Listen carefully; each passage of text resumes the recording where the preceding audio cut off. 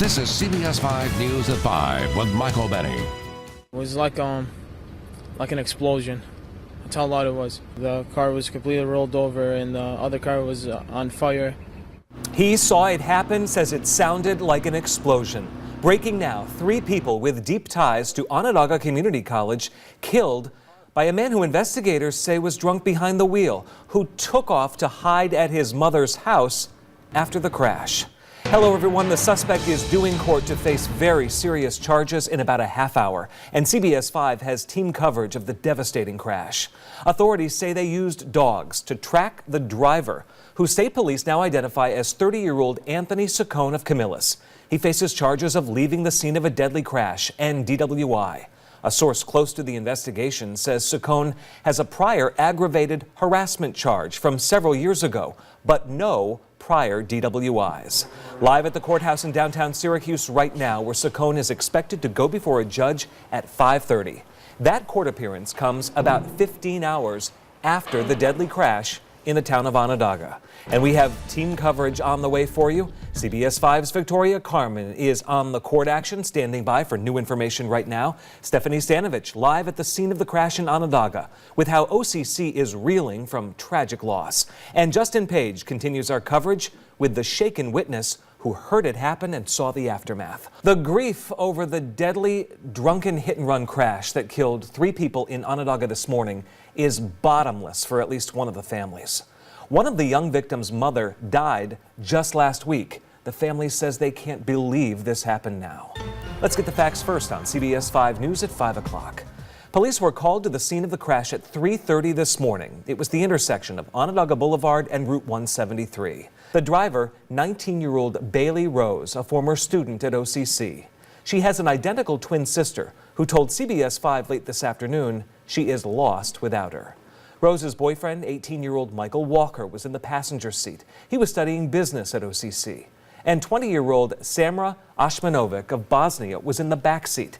She was studying human services at OCC. Her mother died last week, and family friends simply can't fathom this. The driver of the second car, the suspect in this, is 30-year-old Anthony Saccone of Camillus, now facing charges accused of leaving the scene of the crash and DWI. CBS 5's Victoria Carmen is with the Live Eye at the Public Safety Building in downtown Syracuse right now.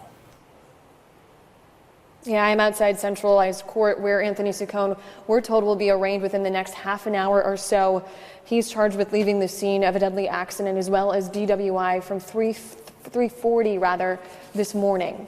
Now here's what we know about Saccone so far. State police say he's 30 years old, lives in Camillus. He was driving a GMC Arcadia SUV with dealer plates.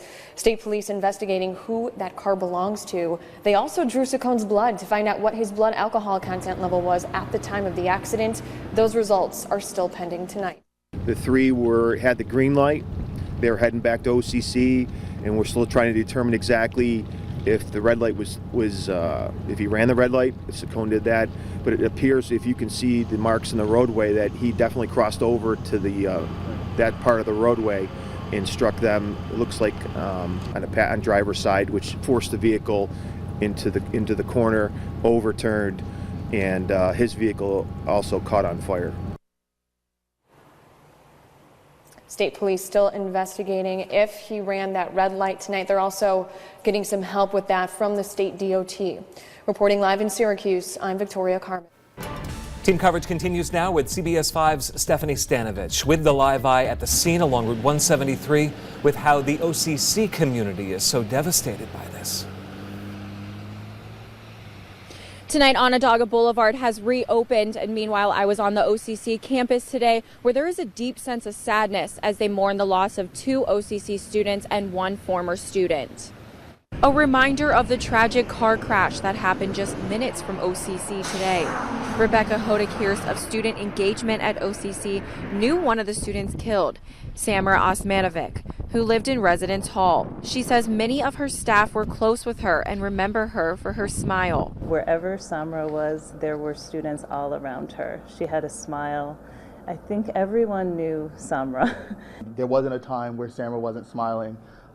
She would come down the hallway, say hi to everyone. Hodekirs says with only a little over 1,100 students, OCC is a family. It is really, really hard, but what we're here to do a job and make sure that all of our students are okay. On campus today, even students who don't know the victim say this is devastating. It can do a lot of damage. It tears apart a community, and it's heartbreaking to not know what could have came of those people. Another student who is also a mother says this is a heartbreaking loss. Can't imagine what those parents are going through, losing their kids unexpectedly. It's never okay to bury a child, so it's pretty terrible. The vice president says counselors are being made available for both the staff and students who may be having a hard time, and a fundraiser is being planned on campus for the victims' families. Reporting live in Syracuse, I'm Stephanie Stanovich. So much sadness. Stephanie, thank you. The North Syracuse School District is extending the thoughts and prayers of students and staff members to the families of the victims. All three who were killed today attended North Syracuse schools prior to OCC. The district says it'll have counselors available at the high school tomorrow afternoon from 1 to 3. Also breaking right now, the Camillus man accused in a deadly drunken high-speed crash that killed 3 people faces up to 30 years behind bars after accepting a plea deal. 31-year-old Anthony Saccone, who was labeled an accused murderer for months, pleaded guilty to lesser charges of impaired driving, aggravated vehicular homicide, and leaving the scene of an accident. The Onondaga County District Attorney insisting a reluctant Saccone admit to every aspect of the crime. In this moment, Saccone reminding the court of his injuries. Judge, I don't want to make a wrinkle here, but I'd like just absolute unequivocation about count 9. He knew he caused physical injury to someone, and he left the scene. He went to his mother's house and went to sleep. Yes or no? Mr. Saccone, yes or no? I passed out the personal injuries. I left the scene, correct. Take a minute. Better than myself. Let's get the facts first on CBS5 News at 5. According to court documents obtained by CBS5, Saccone started drinking around 7 p.m. on the night of February 22nd. He allegedly continued drinking and doing cocaine into the early morning hours of February 23rd. At about 3:25 that morning, investigators say he got behind the wheel and headed home. On Onondaga Boulevard, investigators say Saccone reached speeds of up to 86 miles per hour in a 35 mile per hour speed zone. That's when they say he crossed the center line, blew through a red light, slamming head on into another car. Authorities say he had a blood alcohol content of 0.18, more than twice the legal limit. The driver of the other car, 19-year-old Bailey Rose, and her 2 passengers, 18-year-old Michael Walker and 20-year-old Samra Osmanovic, were killed instantly in that crash. CBS5's Dan Mistinio is with the Live Eye outside the Justice Center with more. Victoria, right now Anthony Saccone is off to state prison. Now earlier today he was here at the Onondaga County Courthouse where he pleaded guilty to the 3 charges in connection with that deadly crash. Now he faces 10 to 30 years behind bars. A stone-faced Anthony Saccone walked into an Onondaga County courtroom, ready to plead guilty to charges in connection with the crash that killed 3 people back in February. Are you pleading guilty voluntarily of your own free will and choice? Onondaga County District Attorney Bill Fitzpatrick read the plea deal in court. Saccone would plead guilty to driving drunk and high on drugs, aggravated vehicular homicide, and leaving the scene of a crash. Also part of the deal, Saccone would waive his right to an appeal. Fitzpatrick says the deal came after conversations with the 3 victims' families. I've explained all of this to the families since day one, and there is something to be said for finality and certainty. There's no appellate court that's going to reverse this, that this is over. We won't see this guy again. But the court proceedings came to a halt when Saccone seemed to have an issue with the last charge, leaving the scene of an accident. Saccone's answer was unclear. The judge asked him to clarify. Take a moment and speak to your attorney, but I need an unequivocal answer one way or the other. After a few minutes of tension in the courtroom, Saccone admitted to his guilt. I'm willing to take a couple of minutes of frustration to get justice for the families. It was very, very close to a point where we were going to withdraw the offer. And no comment from Sacone's attorney today. Sacone will be back in court in the fall for sentencing, but first, he has to answer for charges from this past weekend with driving drunk again. He'll be back in court for that at the end of next month. Reporting live in Syracuse, I'm Dan Messinio. Thank you for that coverage, Dan. Our Tara Gibbons continues our team coverage. She's with the live eye from the scene of that crash in the town of Onondaga with how the families of the victims are reacting. Victoria, it's a never-ending nightmare for the family and friends of the victims tragically killed in that February car crash right here on Onondaga Boulevard and Onondaga Road. Now, they tell us they're pleased to see Anthony Sacone is heading off to prison, but it still hurts knowing they'll never see their loved ones again. Now, emotions ran high inside Onondaga County Court this morning as families sat there facing the man who took their loved ones. Family and friends reliving the horror from that February crash that killed Bailey Rose, Michael Walker, and Samra Osmovic. Anthony Sacone could have faced up to a life sentence, but under a plea deal, he'll only spend 10 to 30 years behind bars. Now, Sacone showed little emotion in Onondaga County Court this morning, standing before a packed courtroom filled with heartbroken families. Sort of in this together, each in our own distinct ways. But, you know, they all knew each other. They were all part of all of our lives. And it's a hole that's really never going to be filled. Now, Victoria, you can see on Onondaga Road and Onondaga Boulevard, there is still a memorial for the 3 victims. Now, in court this morning, we tried to ask questions to Sacone's family, but they did not answer. Reporting live in Onondaga Hill, I'm Tara Gibbons. Thank you, Tara. The Camillus man who killed 3 people in a violent drunk driving crash in Onondaga continues to refuse to take responsibility, calling what happened nothing more than an accident.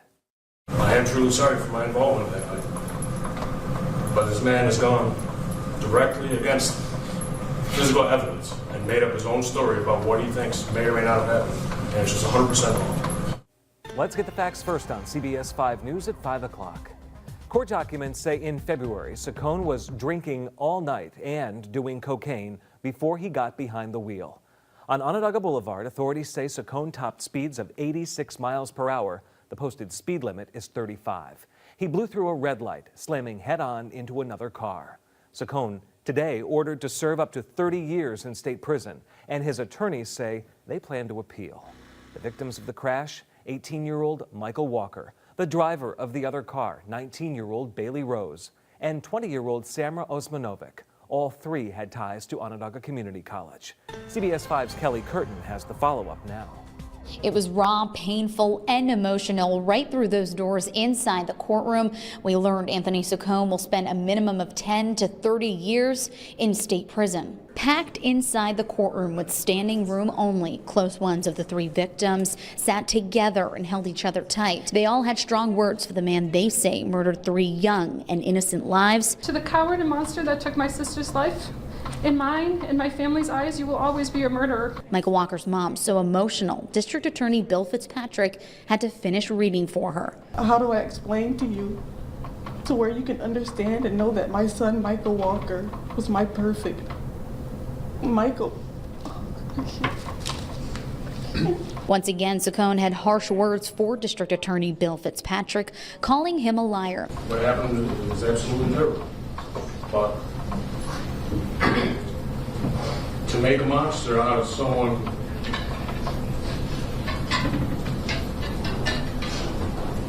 for lack of a better word, you make a monster out of somebody that has never been in trouble a day in his life. People make mistakes. Sacone's lawyer tells us his previous lawyer did not defend his client properly. He paid a guy $25,000 to defend him, and the guy didn't go out and take the steps that you do on a vehicular homicide case. It's not complicated. Sacone's lawyer told us his next step is to file an appeal and request Sacone be released pending that appeal. For now, reporting here in the Onondaga County Courthouse, I'm Kelly Curtin. And our coverage will continue on this at 5:30, a CBS5 exclusive. The Onondaga County District Attorney Bill Fitzpatrick in his first live television interview since this case concluded.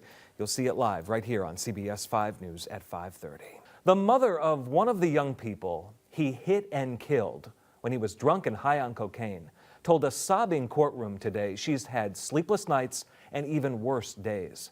Anthony Saccone was punished today for a deadly hit and run that tore 3 families apart. The victims, 18-year-old Michael Walker, 19-year-old Bailey Rose, who was driving the car that was struck by Saccone's vehicle, and 20-year-old Samra Osmanovic.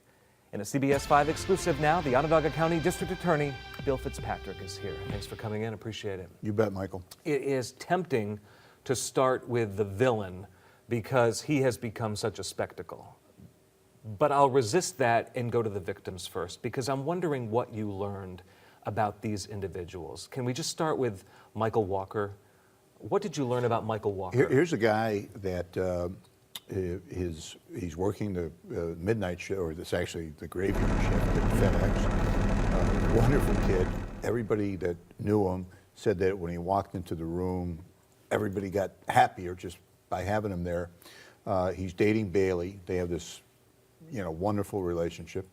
And Samra, who suffered this really extraordinarily debilitating disease that would have destroyed the will of any other person, but you can see in the photos of her, she's always got a beaming smile. Samra and Bailey used to have this routine where they'd go pick up Michael and then drive him back to campus. And it's so frustrating, Michael, because we want the scales of justice to balance, Yeah, you said that in court today. Yeah, that's why people have difficulty accepting that a pathetic loser like Lee Harvey Oswald killed President Kennedy, because the scales don't balance. Here you have a pathetic loser, and you have these 3 wonderful kids, and the scales, they just don't balance, and they never will. The crash was so violent. Right. And I know that you've done reconstructions on that. I'm wondering, how did Anthony Saccone survive the crash? It's some cruel twist of fate. In 40 years as a prosecutor, it's inevitably the bad person that survives. It's very, very rare. I don't know why this is. Although there is some evidence to suggest that because of intoxication. But does it make you looser behind the wheel? It actually does. It actually does. Now, I can't remember if he had a seatbelt on or not, but he probably did. But that actually, when a normal person is in an accident, you tense up and your body reacts differently to the trauma. But if you're high and drunk, maybe you don't. Yeah.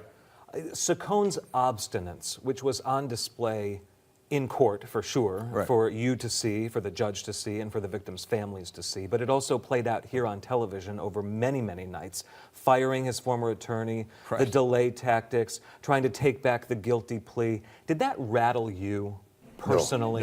No. And not brag, I just do not get rattled. It just made my resolve that much steelier that we are going to get this guy sentenced.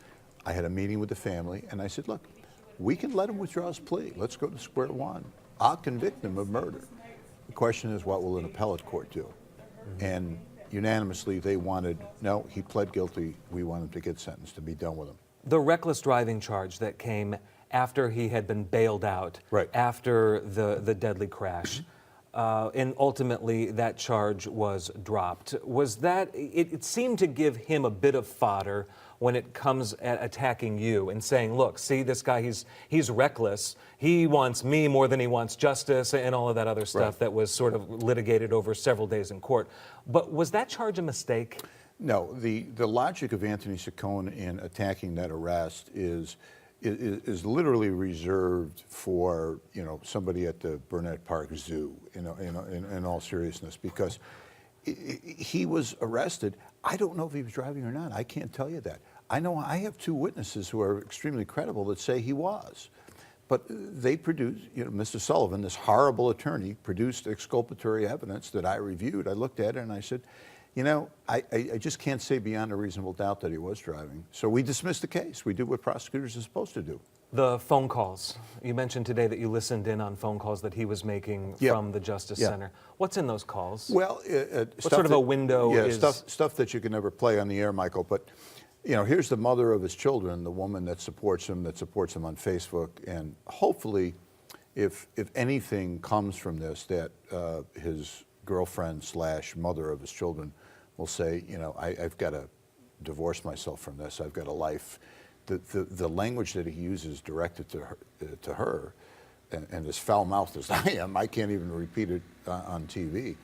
And In addition to that, racist rants against his fellow inmates, many of whom are African American, referring to them by the N-word, homophobic comments about people he suspects to be gay, and that somehow empowers him to make derogatory comments about them. So you throw that troika together of misogyny, homophobia, and racism, he's going to do great in prison, isn't he?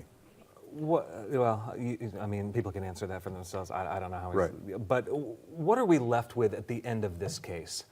Because it seems when you can see families getting some measure of closure, even though I can't stand that word. Right. But what are we left with here, where you have a criminal defendant who is not, at the end of the day, standing up, as some tend to do when faced with these charges, and say, I did it, you've got me, and I'm so very sorry for what I did. We don't have that in this case, so what do we have? That's what's frustrating to people. We don't have closure. We'll never have closure. There'll be an empty seat at 3 families' Thanksgiving table in a couple of days. But what we do have is the criminal justice system that should be called the victim justice system. We have some sense of decency, some sense of justice for those 3 families. We're going to do the very, very best we can to make sure that he's locked up for as long as possible. Certainly more than 10 years, probably 20 years, and maybe as much as 30 years. It's not perfect. We expect the criminal justice system to solve a lot of our problems. That's not what we're designed for. We're designed to try to get some semblance of justice, but we can't make it go away. I got very emotional with the family the last 2 times we met, and I said, I would give anything to make the pain go away, but I just can't do that. DA Bill Fitzpatrick, thanks for coming. Okay, Appreciate Michael, good to it see very you. much. We'll be right back.